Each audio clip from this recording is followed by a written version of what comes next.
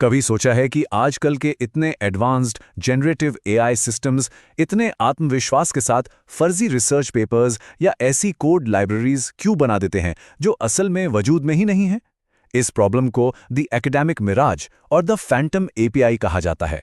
बड़े बड़े tech experts इस बात पर हैरान रह जाते हैं कि आखिर इतनी पावरफुल टेक्नोलॉजी ऐसे बेसिक हेलुसिनेशंस का शिकार क्यों हो जाती है। इस एक्सप्लेनर में स्वागत है। आज हमारा मकसद सिर्फ एआई की इन कमियों पर बात करना नहीं है।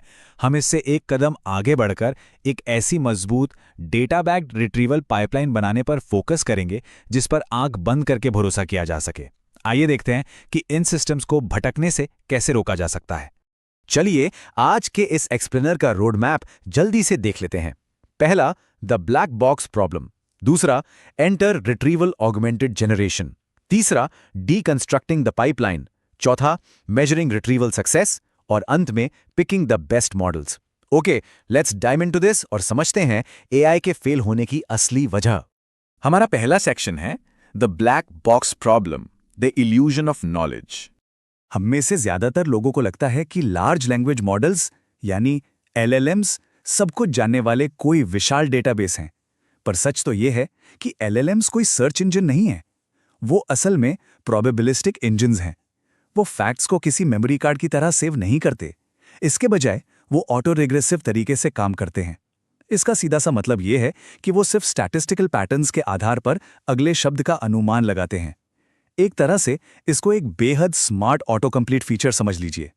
वो बस ये कैलकुलेट करते हैं कि पिछले शब्दों के हिसाब से अगला शब्द क्या आना चाहिए, ना कि ये चेक करते हैं कि वो फैक्ट सच्चा है या झूठा।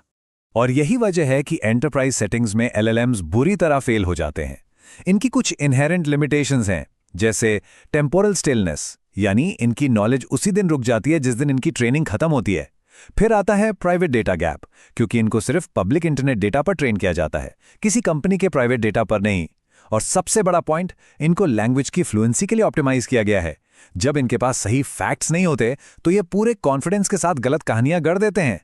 टेक्निकली देखा जाए तो हैलुसिनेशन कोई बग नहीं है। जब फैक्ट्स मिसिंग हो तो ये उनका डिफॉल्ट बिहेवियर बन जाता है। अब बढ़ते हैं दूसरे सेक्शन की तरफ, enter retrieval augmented generation, the rag bridge. तो इस प्रॉब्लम का सॉलिड सोल्यूशन क्या है? यहां एंट्री होती है RAG की, हमारा हीरो सोल्यूशन।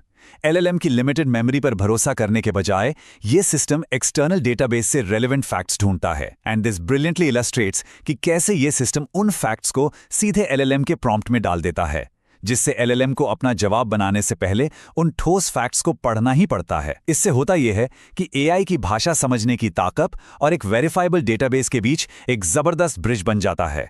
तीसरा सेक्शन है deconstructing the pipeline from data to generation.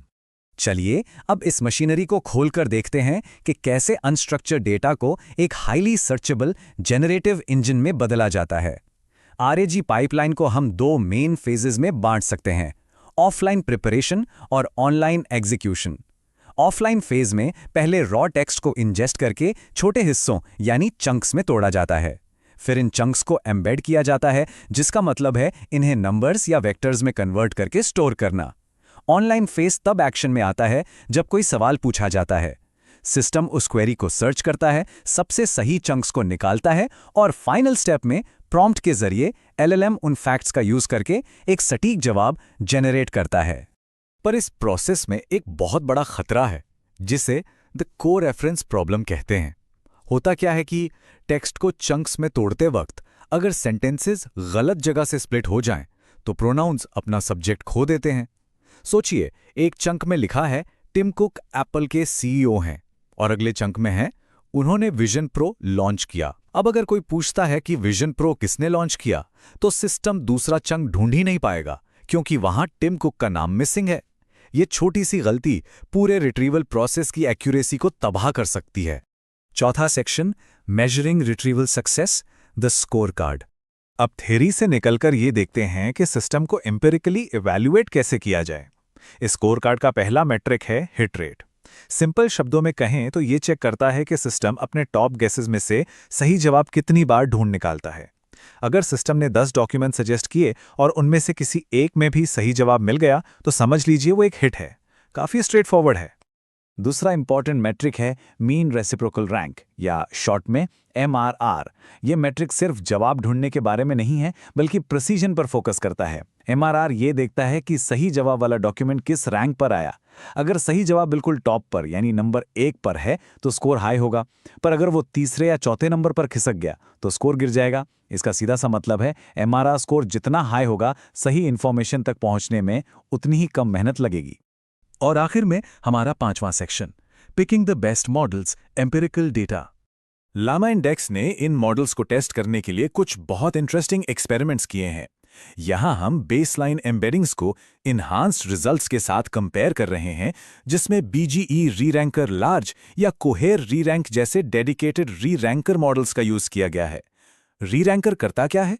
वो उन इनिशियल सर्च रिजल्ट्स को एक बार फिर से डीपली एनालाइज करता है और उन्हें बहुत ज्यादा प्रिसीजन के साथ दोबारा रैंक करता है, और इसका नतीजा परफॉर्मेंस में एक मैसिव उछाल देखने को मिलता है। Now, what's really interesting about this slide is कि डेटा हमें क्लियरली बता रहा है कि सबसे बेस्ट कॉम्बिनेशंस कौन से हैं। OpenAI और कोहीर की री-रैंकिंग की जोड़ी और जीना AI बेस के साथ BG री-रैंकर लार्ज का परफॉर्मेंस एब्सोल्युटली इनक्रेडिबल है। इनका हिट रेट 0.93 क्रॉस कर रहा है और MRR लगभग 0.86 के आसपास है। ये पेयर्स आज की डेट में रिट्रीवल एक्यूरेसी के लिए एक सॉलिड गोल्ड स्टैंडर्ड सेट करते हैं। तो इस पूरे एनालिसिस के की टेकअवेज क्या हैं? पहला, पीक परफॉर्मेंस के लिए री-रैंकर स्ट्रिक्टली एसेंशियल हैं। दूसरा, कोहेर री-रैंक जैसे टूल्स ऑर्डिनरी एम्बेडिंग्स को भी हाईली कंपेटिटिव बना सकते हैं। पर सबसे इंपॉर्टेंट बात जिसे बिल्कुल इग्नोर नहीं कर सकते, फाउंडेशन इज की।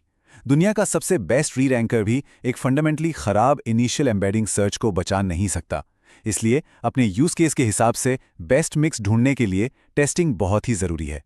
इन सारे फैक्ट्स को देखने के बाद एक बड़ा सवाल उठता है, अगर सबसे अच्छा री-रैंकर भी एक खराब शुरुआती सर्च को फिक्स नहीं कर सकता, तो क्या आज की करंट एंटरप्राइज AI आर्किटेक्चर सच में एक ठोस डेटा बैक्ड फाउंडेशन पर खड़ी है, या फिर यह सिर्फ एक प्रोबेबिलिस्टिक इल्यूजन है जो हमें सच होने का धोखा दे रहा है? ये सही वक्त है एग्जिस्टिंग सिस्टम्स को ऑडिट करने का और इन ऑप्टिमाइजेशन टेक्निक्स को अप्लाई करने का। इस एक्सप्लेनर में जुड़ने के लिए बहुत बहुत शुक्रिया। उम्मीद है कि इसने कुछ नए पर्सपेक्टिव जरूर दिए होंगे।